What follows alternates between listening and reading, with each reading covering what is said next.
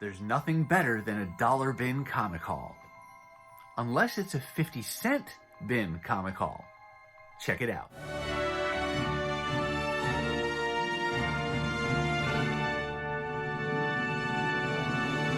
Hey everyone, and welcome back to the channel. My name is Chris, and this is Northgarden Comics. I would say that as far as your everyday comic book hunting goes, so meaning going out to local shops, half-price books, places like that, it doesn't generally get much better than your dollar bins.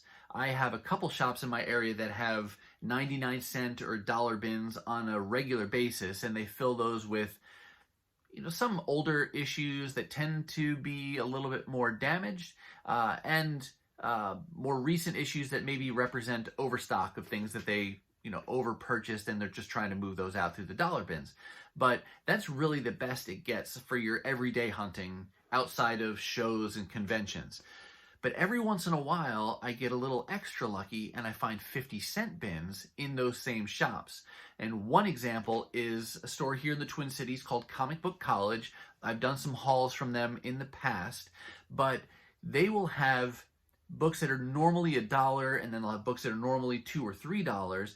And right now, for example, they've got a sale going on where they've dropped or cut all of those prices in half. So all their normal dollar books are just 50 cents. And that's great for multiple reasons. One, the price, that's super cheap. But then two, they will bag and board all of those books. So you're getting books not only at 50 cents, but they come in a bag and a board.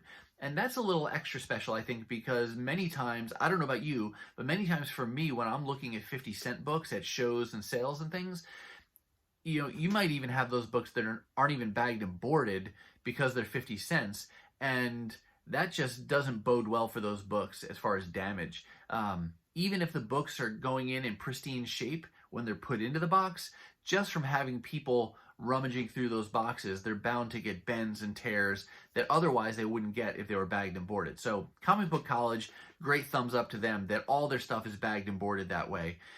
Even if I look at a place like half-price books, they'll have sometimes clearance books that are 25 cents or 50 cents.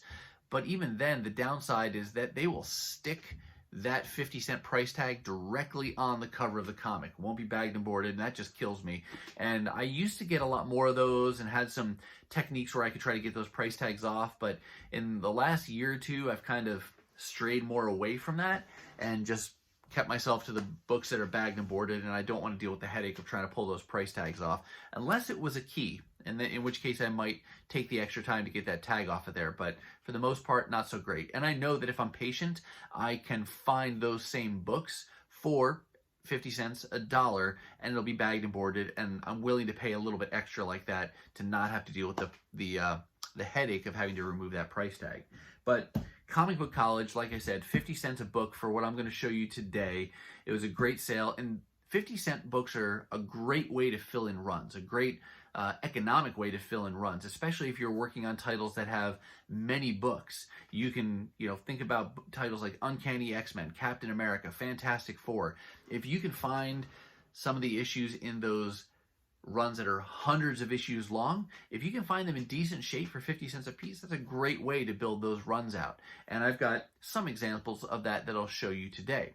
I do want to say a special hello and shout out to a viewer named Kevin.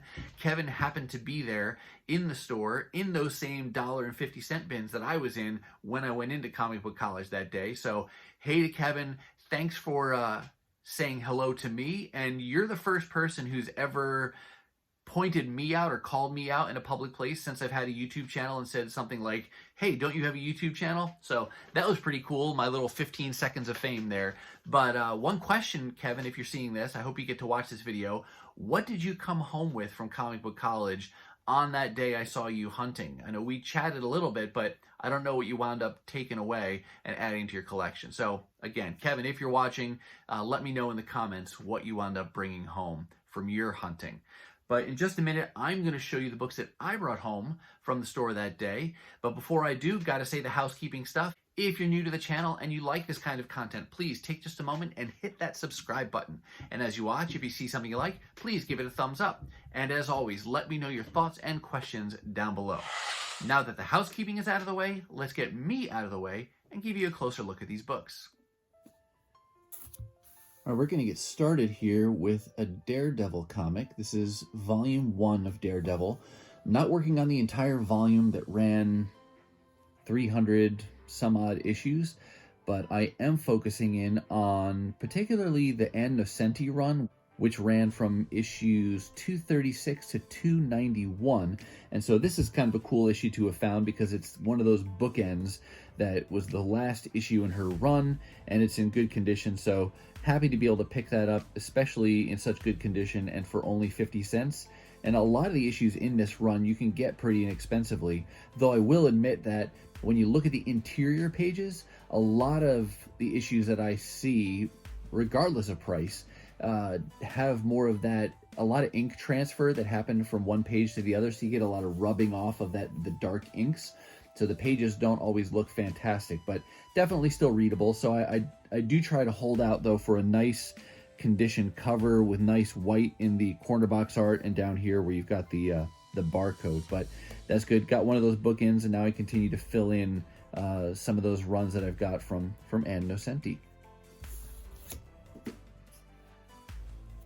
This one's a little bit random in that I'm not working on putting together this G.I. Joe volume.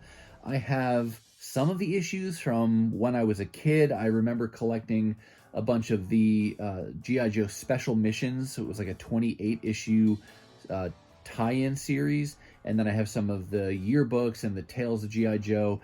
I have a few of these from the late 80s, early 90s. I am trying to get the issues that are much later in the run that crossed over with the Transformers, and then I would have loved to have the last handful of issues in the volume just because they are low print run, and of course you don't really find those in dollar bins, but I have them on my wish list and maybe someday I'll find them, but if I don't, no big deal at the same time. This particular issue I grabbed purely because the cover grabbed me, and it was the colors that I liked so much, and I think it's the pink that really jumped out at me, and then contrast with the title itself. But I thought that was just a really nice looking cover, and it gets a little bit better, or just as good, or at least staying consistent with the goodness, maybe I'll say that. When you open it up on this one, the pages are nice and white. So nice, crisp colors. None of that ink transfer that I was talking about with some of those Daredevils. This might be a higher grade paper, actually, on this G.I. Joe than we saw in some of the Daredevil issues from the time period where I was just showing you in that issue 291. But this was really nice. So just a cover buy, but just a bonus too when the interior and everything about it is in such nice shape. Jumping over here to some Silver Surfer. I think this is technically called Volume 3 of Silver Surfer. This is the volume that got me into the character to begin with. I am not old enough to have collected Volume 1 when it was out. Volume 2, I think, was just 1 or 2 issues. It was kind of an odd little insert there that it's its own volume, but Volume 3, that's where I got introduced. And so most characteristically for me, I think of Ron Lim's art style, and yeah, this whole era of Silver Surfer that I got into pretty early on. I don't remember where I stopped collecting, but at some point I have, in recent years, I've decided to say, what the heck, just get the whole volume. The whole volume is 146 issues, and I think that as of today, I have solidly the first 75, and then a smattering of issues after that between 75 and 100. I know I have issue 100, and then very few, if any, issues between 100 and 146. But at this 50-cent sale, they had issue 87 that I needed. So these jump around a little bit more because it's what he had and they were in good shape. Issue 95. He's looking particularly muscly there. I don't know if there's something story related to that or if just that artist chose to draw him really, really bulky. But Ant-Man's looking particularly bulky too, more so than usual. he's normally a smaller build guy. But anyway, and not just because he's Ant-Man, just generally smaller build. But anyway, I digress. Issue 127. I thought this was a pretty cool cover. It looks like you got Puppet Master there. Don't know what's going on with 2 Silver Surfers, but this artist is Ron Garney. I did not know that he did a run of Silver Surfer. I don't yet know how many issues. I'll have to look into that to see how long his run on Silver Surfer was, but excited to see that because I like him as an artist. And then I got issue 130. He did not do the interiors on this. Looks like interior art is by Nord, but this is a Ron Garney cover, so I read that strikes me with a John Romita Jr. type of a vibe, but apparently that's a Ron Garney cover. Then we go over here to a title that I collected, some of the issues when they came out. I don't know if I would say a sucker for, but I definitely went in for these previews magazines back in the 80s, 90s. I thought they were pretty cool, that just promoted new stories and upcoming titles and story arcs, things like that.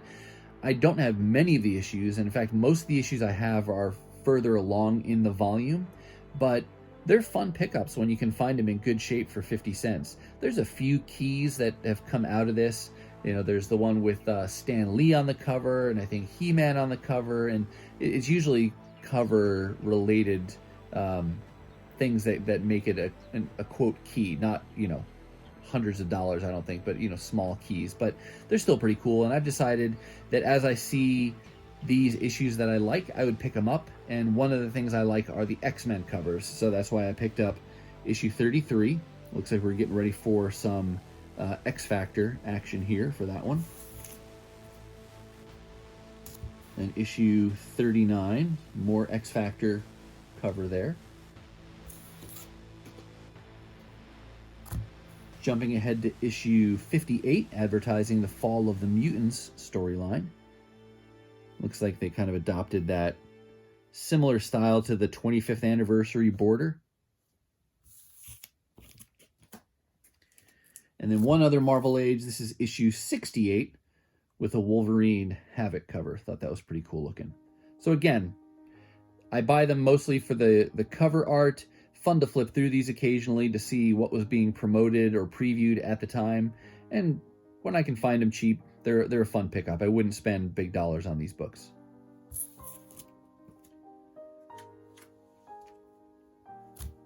And then with this issue here, we're going to kick off the last title that I have to show you.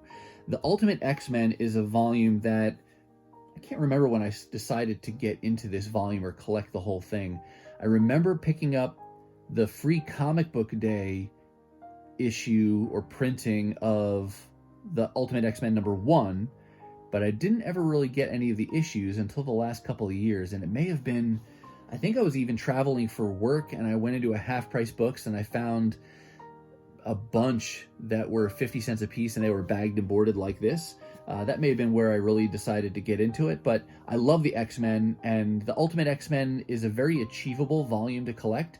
It's 100 issues, and then there's like 1 or 2 annuals that went along with that, but you can find most of these in good shape, generally in those dollar bins. Sometimes I try to hold out because I've been pretty successful at finding issues like this, bagged and boarded in nice shape for 50 cents. So I got a little spoiled on that. So I do tend to hold out for these, for the 50-cent bins when I can do so. And I'm working my way. If you've seen some of my other videos on this, I mentioned I'm kind of working my way through this volume in 10-issue increments. And on this particular day, I was hunting for, the 60s. So I picked up where I had left off last time I found some issues.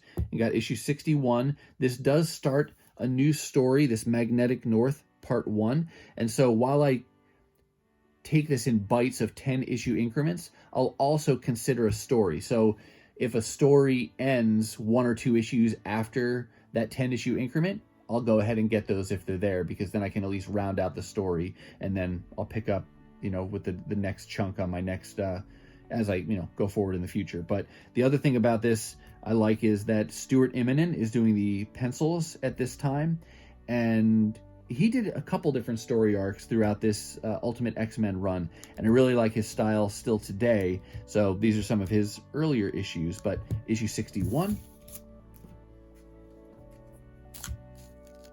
62, 63. You got not uncommon to have Cyclops and Havoc battling each other for some reason or another. 64.